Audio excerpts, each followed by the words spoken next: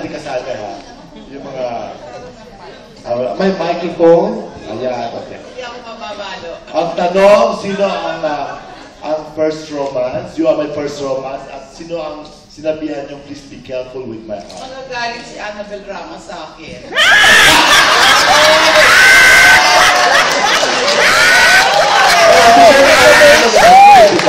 Okay lang mo. Wala ako sa billing. Thank you note. Yun na yun. Yun na yun. Pero yung sinabihan mo, please be careful with my heart, the same person. Yun, ayoko nga siya magalit sa akin. Ayoko siyang makaaway. Okay. Sabihin mo na, natatakot ako. Pero kung nakikinig ang asawa ko, syempre si Delphine. Ano ba kayo? Si Miss Sylvia. Miss Sylvia. Nako, syempre may mga naging boyfriend ako, di ba? Bagong asawa ko.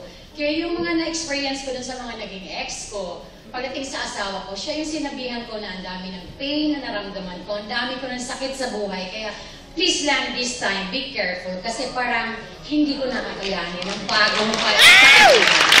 Yun, hanggang ngayon sinasabi ko sa kanya, yun hanggang ngayon sinasabi ko sa asawa ko, ikaw ang gusto kong makasama hanggang sa mamatay ko. Ikaw ang gusto kong makasama hanggang sa buhay ako nandito ako sa mundong to. And ayoko na ngayon na magandang buhay natin, maayos ang buhay natin, ayoko ng problema. Kaya please lang, heart, please be careful. Yeah. Aisa.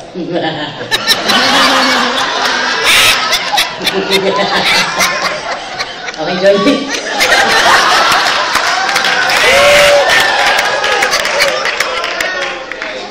Ano ba? Okay.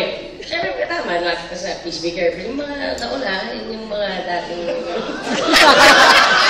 Pwede na ayoko ng mga ganitong tanong. Hindi ko na to.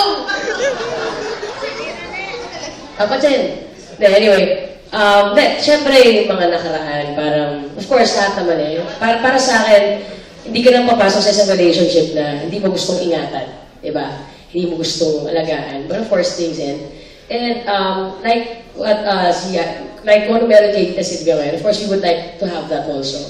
Yung masasabi mo na this is for keeps. And yung masasabi mo na itong tao na to na kasama mo ngayon, siya yung mag-iingat ng puso mo. Siya yung mag-aalaga sa'yo. Yun lang. Yes!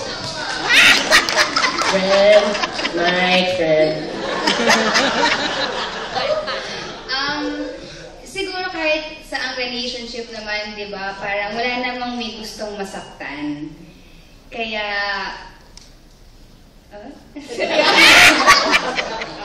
Yun, so...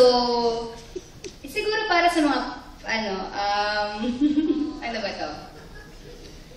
Sino ang unang kinanta? Kasi hindi ko ba siya nakakanta sa kahit na sino. Yun lang. Iyak na siya. Papas mo na. Si Richard. Siguro yung tanong na yun is more, parang mas bagay sa mga girls kaysa sa akin. Ang lalaki medyo mas matigas yung puso eh. So, as much as possible naman, I try to be careful with the people I love. Ang sarap. Ito na. Punta man tayo kay Rob.